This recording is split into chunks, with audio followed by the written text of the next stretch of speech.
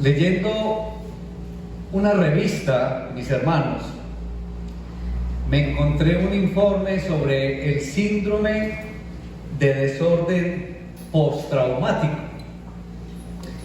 El trastorno de estrés postraumático es una afección de salud mental que algunas personas desarrollan al experimentar o ver algún evento impactante, algún evento traumático. Este episodio puede poner en peligro la vida, como una guerra, un accidente automovilístico, un desastre natural o una agresión sexual. Es muy familiar para nosotros en nuestro país ver este desorden digamos en personas que fueron secuestradas, y en el cine también vemos muy a menudo todo lo que ha pasado con los soldados en la guerra del Vietnam. Es como lo más cercano y lo más conocido que nosotros tenemos. Y en el caso de nuestro país, cuando regresan estas personas que han estado secuestradas, digamos cuando tienen la fortuna de regresar, si es que la tienen, de inmediato son sometidos a rigurosos estudios o exámenes médicos, precisamente por el mencionado síndrome de desorden postraumático. Con la experiencia de un evento de estos, se presenta entonces un trauma en la persona. Y al parecer todos estos efectos o desórdenes duran como mínimo un año o mucho más, dependiendo entonces del impacto causado por el evento. Y este desorden causa pesadillas, alucinaciones, ansiedad, depresión, desánimo, tristeza, etc. Y es difícil superarlos. Y es por eso que la persona es tan propensa a caer en el alcoholismo, en las drogas, en la promiscuidad, bueno, y en muchas otras cosas. Entonces lo que sucede es que se pierde el equilibrio emocional y la persona se vuelve temerosa, la persona se vuelve insegura. Y bueno, y no tiene que pasar una guerra, un evento de la magnitud de una guerra, de un secuestro para tener este síndrome o que se genere este síndrome. Se puede pasar por una crisis, se puede pasar por un accidente, y esto me llamó la atención con un accidente que todos vivimos esta semana de un personaje bien conocido por todos nosotros. Y entonces todo el ambiente se vuelve inestable. Yo me imaginaba, porque dicen que otras 3 personas iban con Freddy Rincón en ese carro, no aparece el conductor. Bueno, me imagino qué queda en la mente de esas personas con ese impacto y con el resultado pues, de la muerte de Freddy. Entonces algunas personas se vuelven introvertidas, suicidas, otros viciosos, otros se ponen a comer de manera muy brusca, se ponen a beber otros, y todo esto es caótico. Y para una persona como nosotros, creyente, podríamos decir que para una persona religiosa esto es problemático, porque de alguna manera se siente que se ha defraudado a Dios, que se le ha fallado a Dios.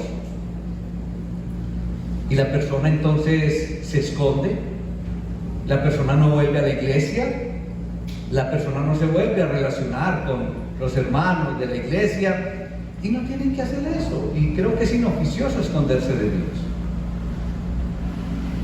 Y cuando se presenta este tipo de eventos de la mano de este desorden que estamos hablando, nos volvemos vulnerables, hermanitos, muy vulnerables. Y cuando estamos vulnerables, queremos como que todo vuelva a la normalidad, como que todo vuelva como a lo anterior, a lo que uno conoce, a lo que es familiar para uno. Entonces queremos volver a casa, queremos como volver a relacionarnos solo con las personas que amamos, que conocemos, y queremos estar como en ambientes conocidos y familiares. Porque lo que está tratando de hacer la mente es lidiar con el trauma y ligarnos con aquello que es como familiar y conocido para nosotros. Y el problema, hermanitos, es que en el transcurso de nuestra vida nos vamos a enfrentar a muchos traumas, nos vamos a enfrentar a muchos eventos impactantes en nuestra vida. Y cuando nos enfrentamos a ellos, entonces vamos a querer dar un paso atrás, vamos a querer retroceder, vamos a querer entonces a estar en lo conocido, en lo anterior. Y entonces ya volvemos a tocar el tema de nosotros como creyentes, porque particularmente para nosotros se quiere volver entonces a lo conocido, a lo ya vivido. ¿Y qué es lo conocido para nosotros y lo ya vivido? ¿Volver al qué? Al pecado. Ese es el problema. Se quiere volver al lugar de donde Dios nos sacó algún día. Y eso ya no es para ti, eso ya no es para mí, eso ya no es para ninguno de nosotros.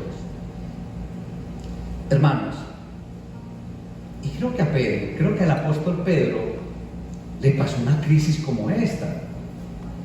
Creo que el apóstol Pedro pasó por un desorden como este. Y esto sucedió precisamente por la muerte de Cristo y en esos días siguientes. Por eso quiero invitarlos a que abran sus Biblias en el Evangelio de Juan. Y vamos a ubicarnos en el capítulo 21. Evangelio de Juan, capítulo 21, a partir del versículo 1.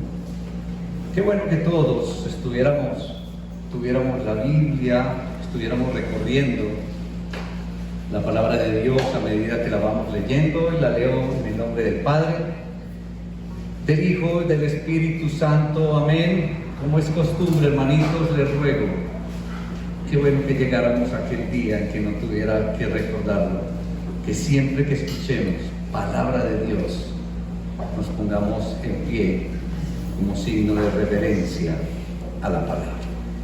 Dice la palabra del Señor: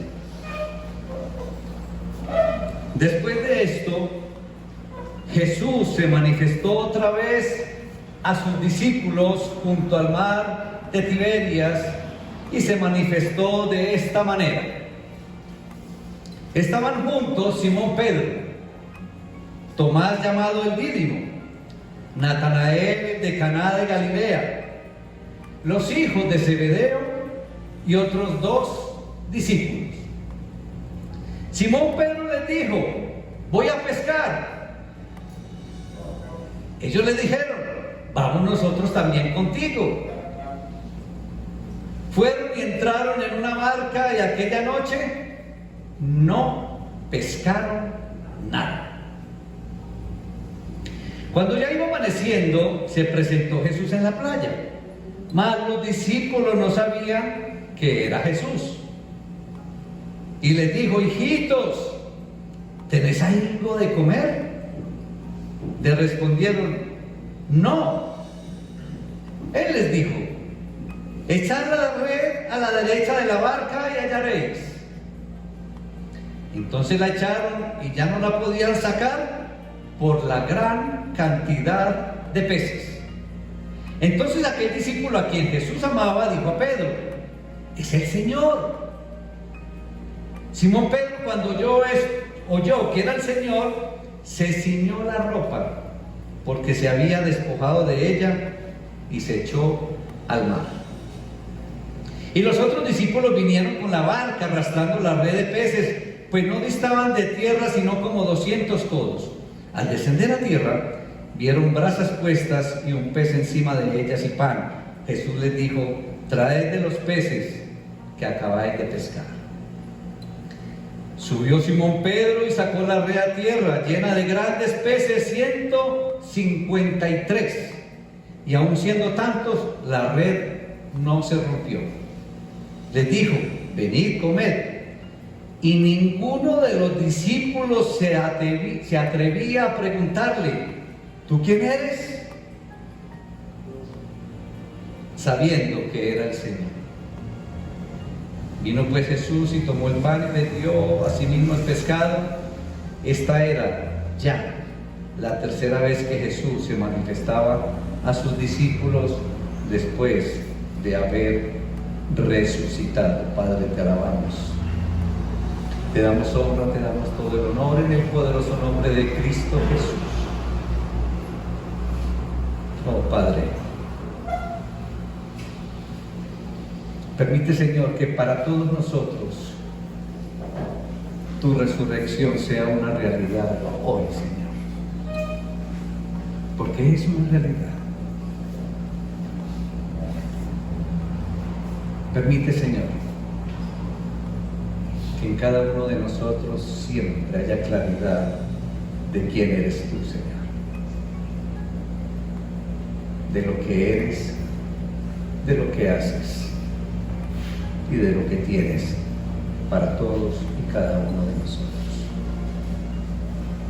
Bendice nuestra reunión, Señor, y que sea tu Espíritu Santo tomando el control absolutamente de todo lo que se diga y se piense, Señor, en este lugar, en esta tu casa de oración.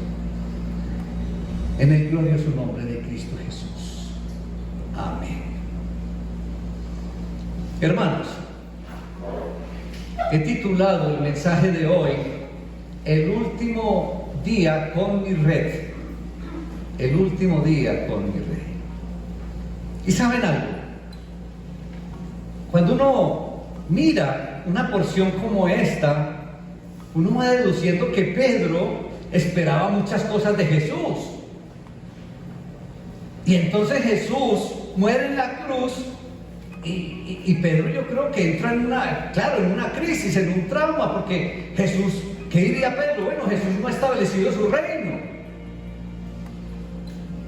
Pedro a lo mejor diría: bueno, no me dejó como una plataforma para mí. A lo mejor Pedro y todos los otros decían: bueno, ya no es tan popular andar con él, porque ya ni siquiera está. Y todo esto, en ese momento, tenemos que si revivimos ese momento, todo esto era una locura, hermanos.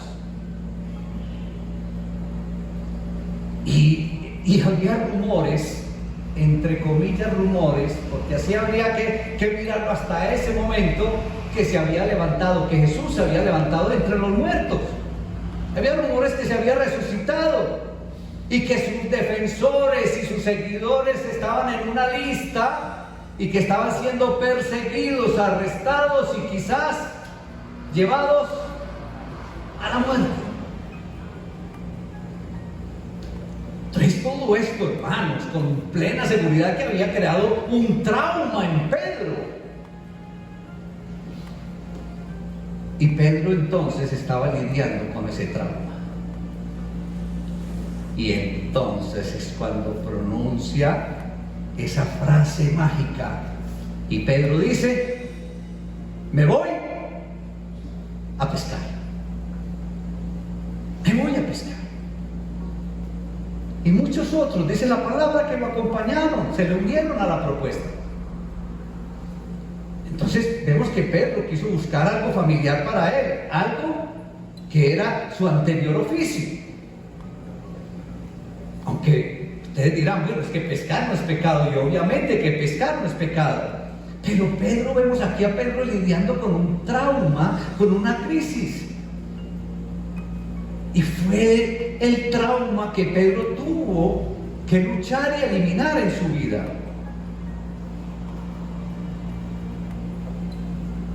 ¿Alguna vez has tenido un trauma? ¿Alguna vez has pasado por una crisis?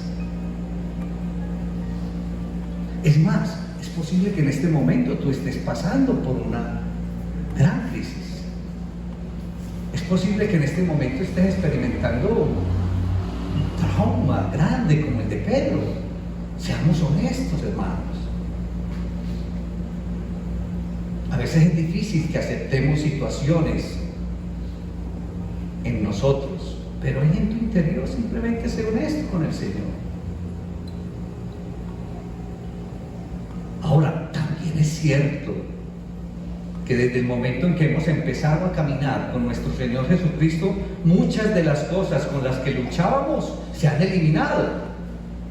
Eso también debemos de reconocerlo. Muchas de las cosas con las que combatíamos, mis hermanos, ya no están conmigo, ya no me atormentan, ya no están. Y son muchas.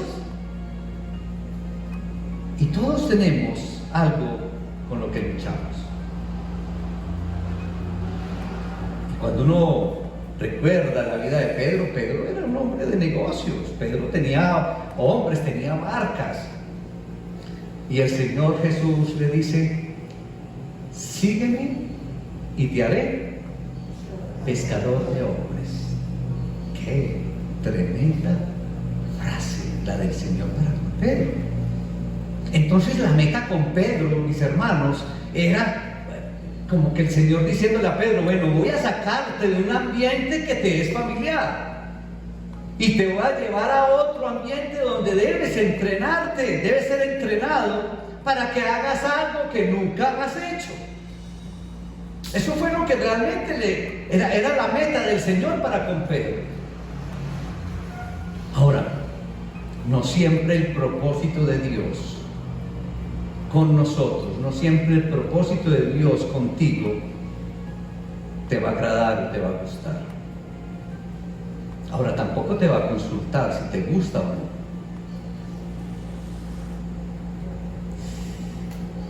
Yo recuerdo el día que el Señor me hizo el llamado. Lloré y pataleé, y mucho. El Señor nunca me consultó si me gustaba y si me agradaba. Y fue mucho lo que le refuté al Señor. Y yo le decía: búscate a otro que no sea tan pecador como yo. Búscate a otro que no se embriague, búscate a otro que no sea adúltero, búscate a otro que no haya mentido, que no sea mentiroso. Y la lista era larga. Búscate a otro que no haya puntos suspensivos. Yo le decía: yo no soy ese hombre. ¿Hay alguien aquí parecido a ese Carlos de antes?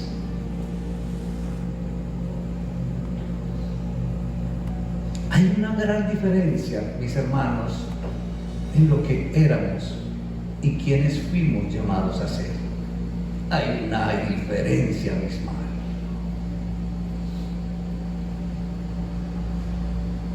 Y ahora que estamos hablando de Pedro, Pedro fue difícil.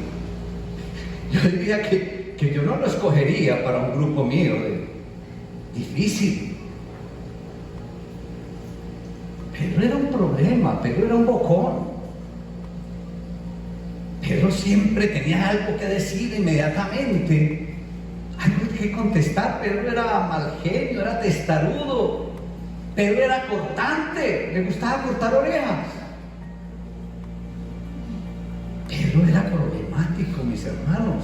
Pero ¿saben algo? Dios le hizo un llamado. Se lo llamó. Seamos honestos, hermanitos, y bien honestos. Todos tenemos algo con lo que luchamos. Todos. Todos tenemos algo que se interpone entre nosotros y lo que Dios pide que hagamos, lo que Dios quiere que hagamos.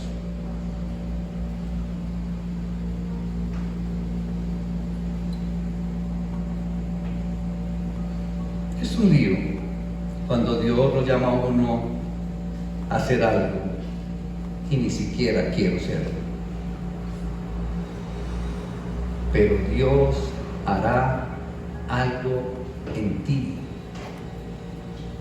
convéncete que Dios hará algo en ti y lo hará fuera de tu zona de confort y lo hará fuera de tu zona de tu comodidad.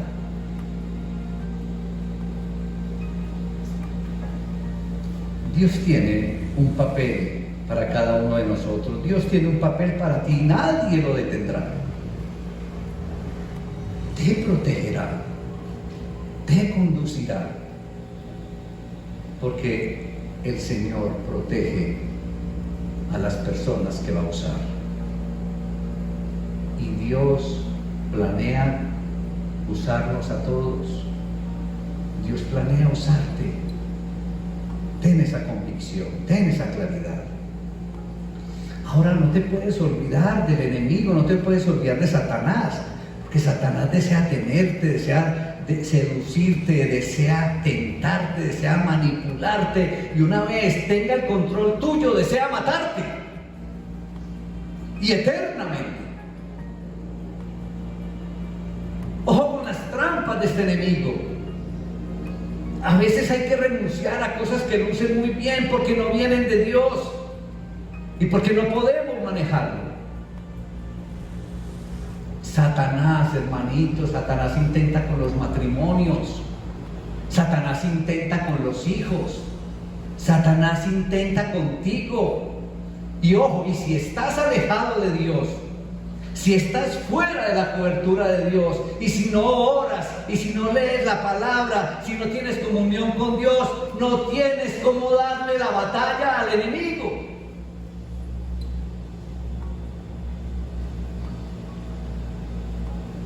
El enemigo sabe cuál es tu punto débil.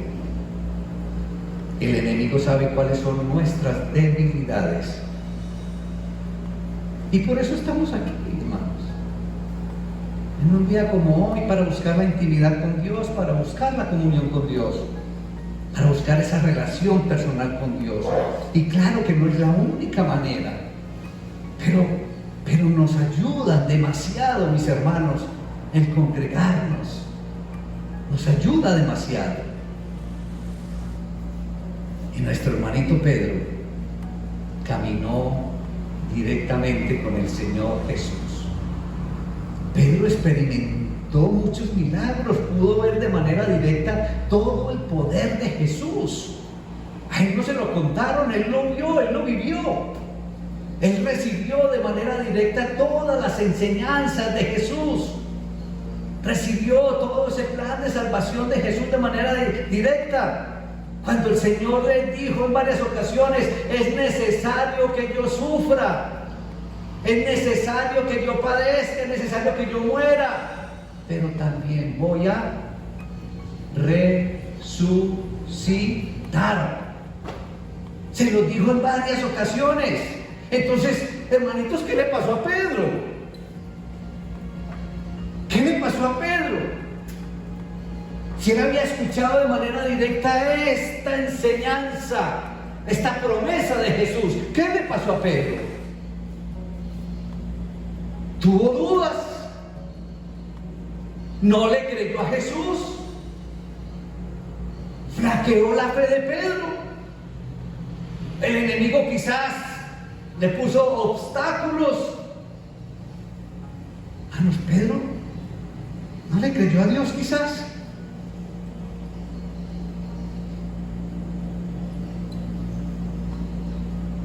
Voy a resucitar, les había dicho el Salvador.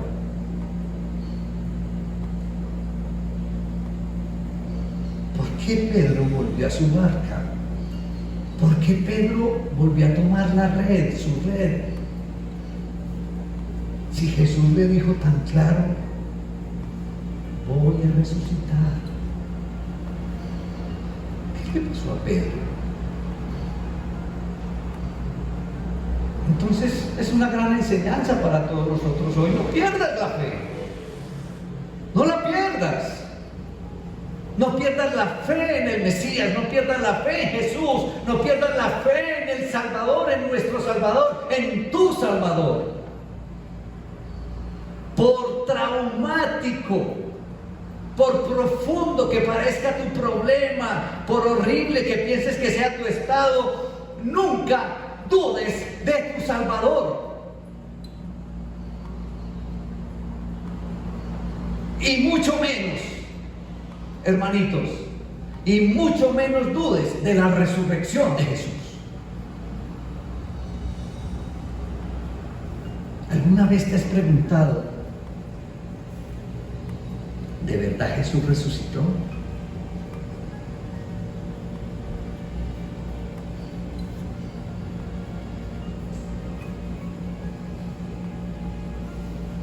¿Alguna vez has dudado? ¿Alguna vez has flaqueado tu fe como para poner en duda la resurrección de Jesús?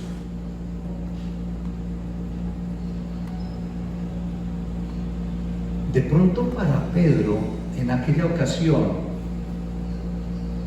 pudo haber sido un rumor. De pronto para Pedro pudo haber sido, digamos, un motivo de una gran duda. Pero, hermanitos, para nosotros hoy debe ser una total realidad, una total verdad. Nosotros hoy tenemos todas las evidencias, y gracias al Señor tenemos todas las evidencias de que Jesús resucitó, que Jesús está vivo. Tenemos todas las evidencias.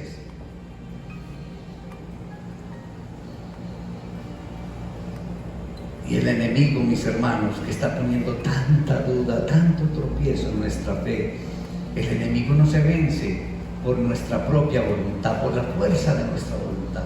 El enemigo se vence con el poder de Dios. No hay otra forma.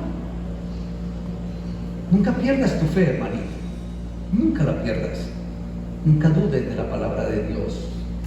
Él siempre cumple todo lo que promete.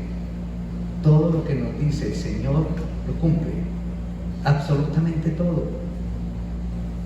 Entonces, hermanitos, que no nos pase lo de Pedro.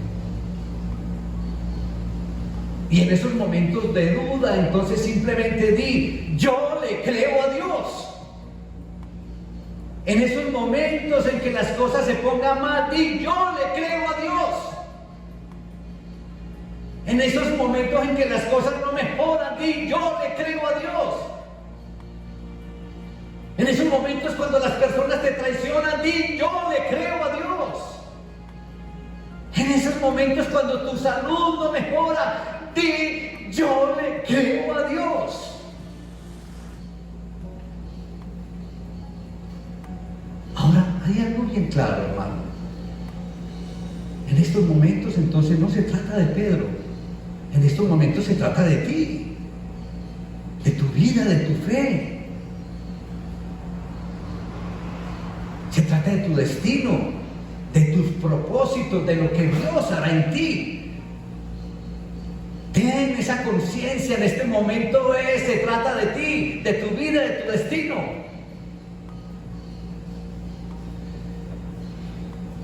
A lo mejor el Señor te está diciendo: sígueme y te haré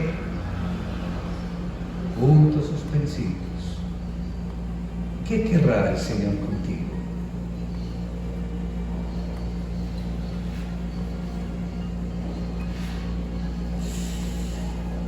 Pedro volvió a lo de antes. Pedro volvió a pescar. Pedro volvió a... Cuando no le creyó a Jesús, mis hermanos, cuando vio circunstancias adversas y Pedro se sintió quizás derrotado, mis hermanos, quiso volver a lo que él conocía, a lo que le era familiar: pescar.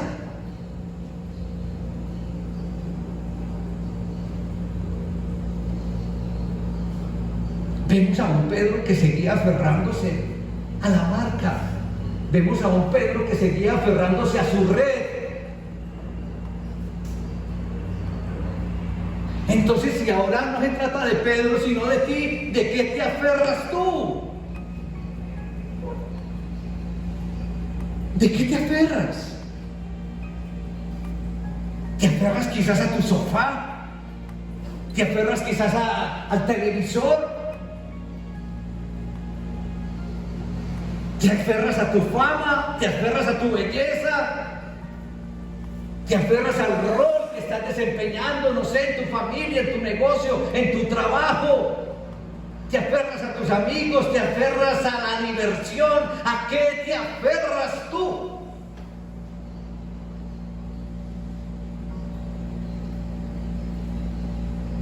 ¿A dónde vas cuando estás en crisis? ¿A dónde vas cuando estás traumatizado?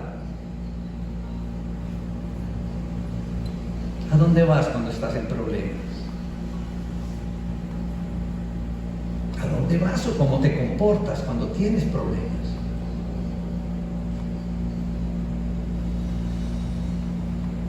Porque puedes estar en el mismo lugar, mis hermanos, no es necesario salir para que estés muy lejos, para que estés muy distante de los demás y especialmente distante de Dios, que es realmente el grave problema.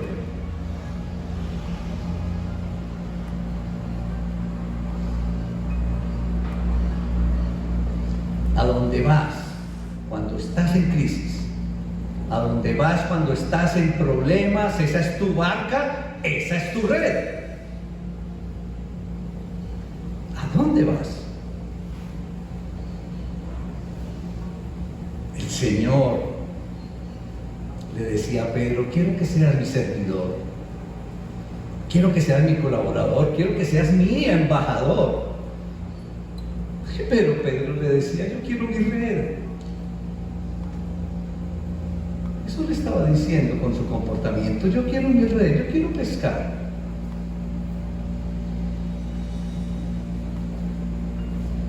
Pedro y otros compañeros estaban huyendo, estaban escondidos. Y Pedro dijo lo que en muchas ocasiones muchos de nosotros decimos: vuelvo a lo que sé hacer, vuelvo a lo de antes, vuelvo a lo que conozco. ¿Y saben cuál fue el problema de Pedro?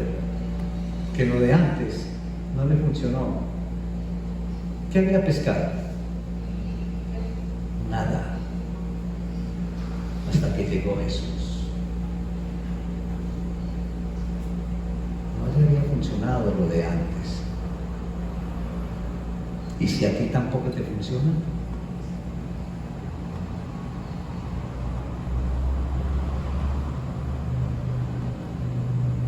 Hermanitos, no debemos dar un paso atrás en nuestra relación con Jesús, con nuestro Salvador. A veces nos ocupamos tanto en lo que creemos saber hacer, en lo que antes hacíamos, que no reconocemos a Jesús cuando se nos acerca. Estamos tan ocupados, estamos tan distraídos, que no reconocemos a Jesús.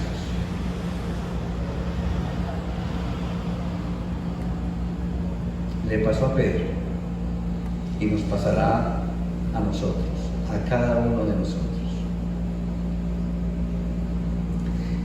Hace muchos años, Dios cumplió su promesa de la venida del Mesías, de la venida del Salvador del mundo. Y de tal manera amó Dios al mundo, que dio a su Hijo unigénito, para que todo aquel que en Él cree no se pierda, mas tenga vida eterna. Y Cristo se entregó en la cruz, murió por el perdón de nuestros pecados. Pero ¿saben algo? Algo extraordinario, maravilloso, mis hermanos, ocurrió al tercer día. Y es que Dios Padre lo levantó de entre los muertos, que Jesús resucitó, que Jesús está vivo, que Cristo venció la muerte. Y esto sella, esto garantiza nuestra propia resurrección, que es la vida eterna. ¿Alguien dice amén, hermanos? Esto es maravilloso. La resurrección de Jesús le da sentido a que estemos aquí hoy. La resurrección de Jesús le da sentido a que caminemos con Jesús. La resurrección de Jesús le da sentido a que le creamos al Salvador. Dos eventos maravillosos que deben permanecer en el corazón de cada uno de nosotros: la muerte de Jesús por el perdón de pecados y su resurrección, que garantiza nuestra propia resurrección, es decir, la vida eterna. Entonces, todo esto tiene sentido, hermanos. Absolutamente todo tiene sentido. Por lo tanto, hermanos, César, te pido el favor. Por lo tanto, hermanos, yo le creo a Dios. Yo no sé usted, hermanito. Yo le creo a Dios. Yo le creo a Dios. Jesús, el Salvador, está vivo. Jesús está vivo y está sentado a la diestra del Padre, y yo le creo a Dios. ¡Qué esperanza tan grande tenemos nosotros los creyentes de Cristo Jesús! Él volverá. Y yo le creo a Dios. ¿Tú le crees a Dios? Él volverá, hermanos. Él volverá. Entonces vamos a ponernos en pie y vamos a levantar nuestras voces, vamos a levantar nuestras manos y vamos entonces a ratificarle, a decirle: Señor, yo te creo y volverás, y estamos esperando tu venida.